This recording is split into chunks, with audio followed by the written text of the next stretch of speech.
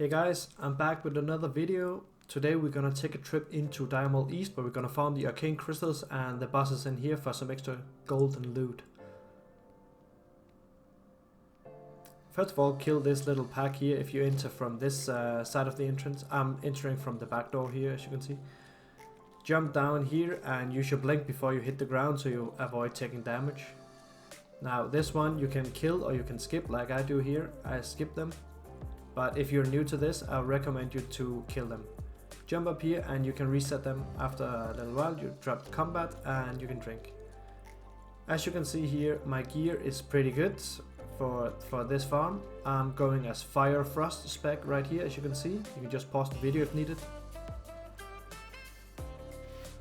I recommend you to go with Fire Frost because of this water elemental here. He only takes fire damage, or he's immune to frost at least. So open with some fireballs, pyroball, or whatever you want. Try to make as much possible damage instantly as possible.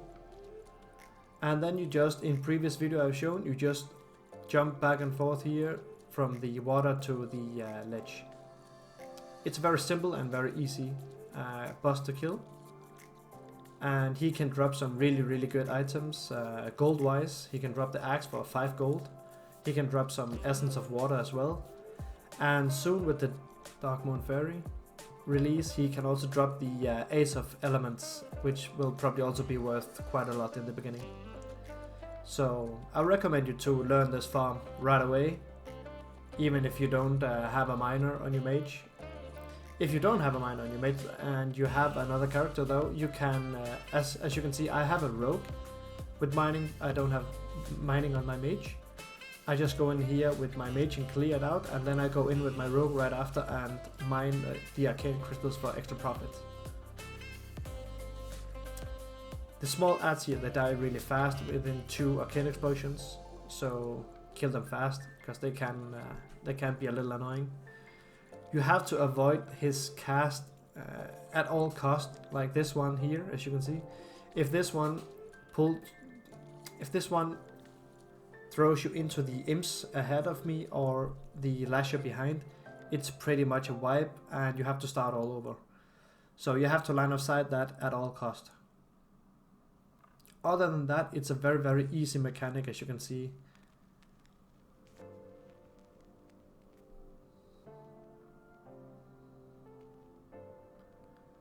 Now try to get, if you have some gear with crit, I think you should try use that because the big ignite, the fat ignite crits, they really do a lot of damage and makes it all a lot easier in my opinion. So the more crit you can have, the better, I think.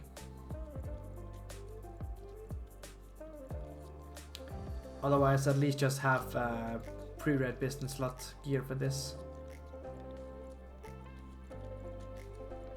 So the next boss, you just go up the little hallway here. Make sure you kill the stealth mobs, because the stealth mobs in the hallway here, they can eventually pull with the boss if you don't kill them. So make sure you kill them before you pull the boss. They're very easy to kill, and they can also drop some felt cloth that sells for like 1 to 2 gold.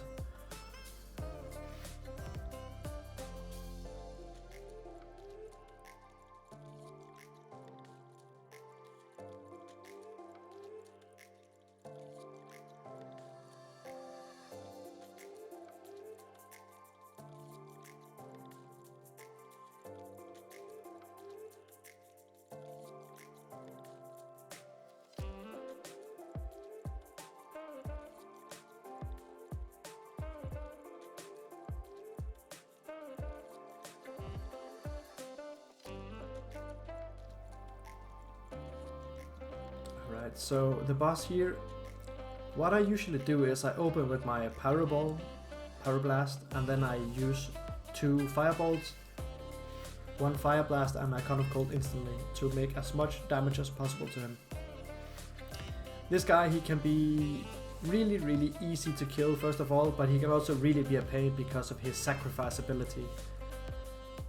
When he does sacrifice, if you get hit by it, it takes a lot of damage from you, and it also heals him a lot. So you need to stay here behind the pillar and try, just as the previous boss, try to avoid his cast at all cost. Like no matter what, if you're casting, just stop casting and hide behind the pillar, because you want to line of sight that one.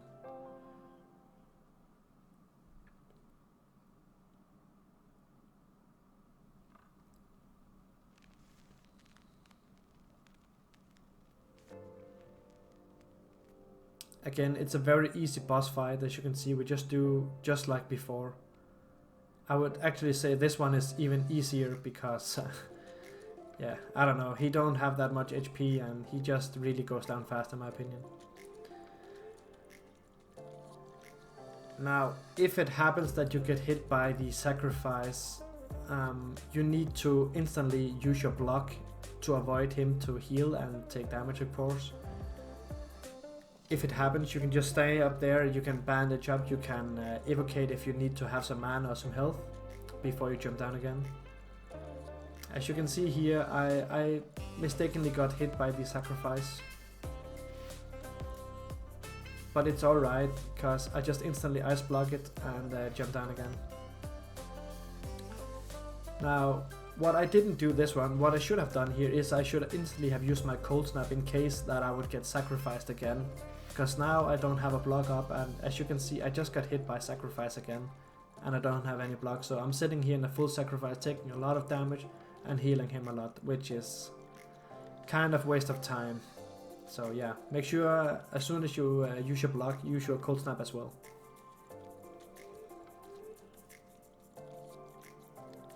And as I mentioned, you can always bandage up and you can evocate up here to avoid dying, and you can also gain some mana if you need. Other than that, it's just a rinse and repeat and do this until he dies. He dies really fast, so it's not a hard boss to kill. And he can also drop some good items loot wise, gold wise. He has this bow that sells for like 3 gold, and if you're lucky you can even sell it to someone in world chat. There might be someone out there still want to buying it. Try to keep up your Scorch at all time, because that's a big increase to your damage. So as you can see, what I basically do is I use my Scorch ability and my Fire Blast mostly. That's mainly the only 2 abilities I used for these bosses anyway. It's a lot of damage and they hit really fast.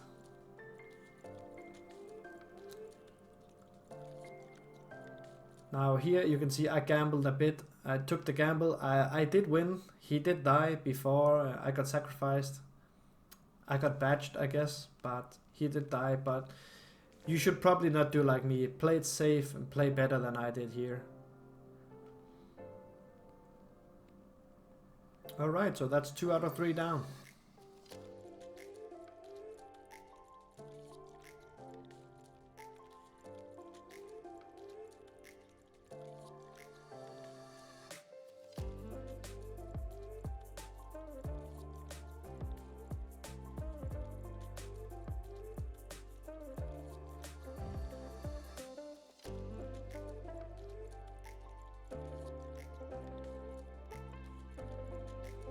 Talk to the tree, do the event and run down the hallway here, all the way down to the boss.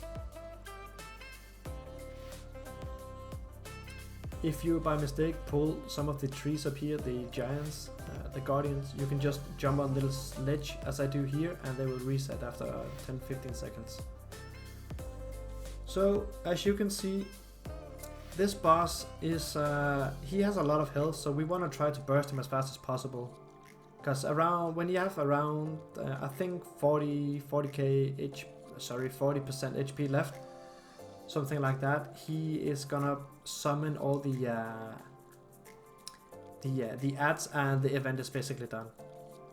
So the tactic to kill him is just stand on this rock and jump to the ledge back and forth, as you can see here.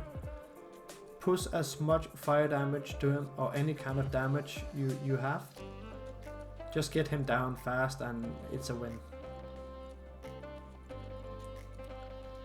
You should probably train this a bit before you go into this fight, in my opinion, because I know it looks really easy to jump on this rock and such, and it also is easy, but it took me a few tries before I learned how to do it as well, because I didn't jump properly on the rock and I ended up dying actually. So as you can see, the ads came here. Just go to the end of this ledge and try to a frost nova. Now, if this little spot here actually is a safe spot where you can stand and get out of combat, and then you can pop invisibility potion and run in and mine if you don't have another alt that can come in, or if you have mining on your mage, you can actually do it that way. That will save you some time as well. So yeah, that's a safe spot.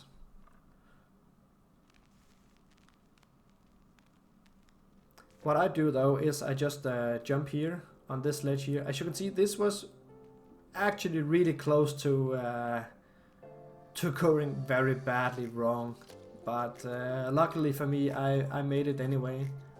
So you just jump up here, and then after a while you're gonna drop combat. You can log out and log into your rogue as I do here, and then it's pretty much GG. You can go in and mine the arcane crystals, as you can see.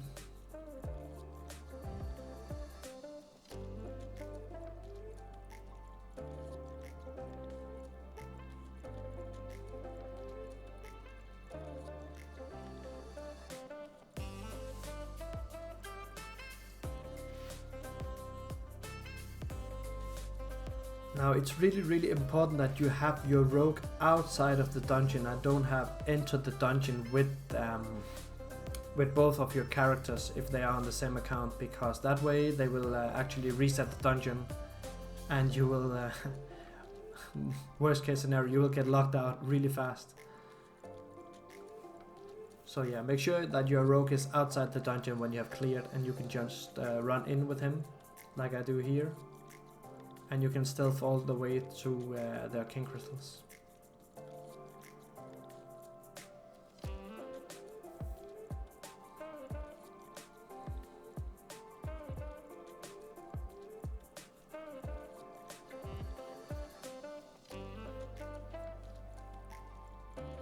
Just make sure that you stealth like I do here, or have your invisibility potion or whatever, and don't drop it before you are close to the thorium ore here, because the imps have a very long range and they are very easy to get aggro from. So yeah, but yeah, this is how you do it. This is how you mine, and as you can see, I got a star ruby. That's 50 silver. Woohoo! But you can also see here on my next tick, I'll actually manage to get an arcane crystal, and as you can see, I already have one from my previous run. So that means in 2 runs I had 2 arcane crystals, which is on my server 50 gold each. So I just made around 100 gold in 30-ish minutes. So yeah, it's a really good gold farm. Anyway, I wish you good luck and thank you for watching my video. I hope you liked it, and I hope you could use it to something. And if you liked the video, please subscribe to my channel and do all the things, you know, comment, subscribe, and leave a like and all that jazz. So yeah, I'll see you in the next video, and thank you for watching. Bye.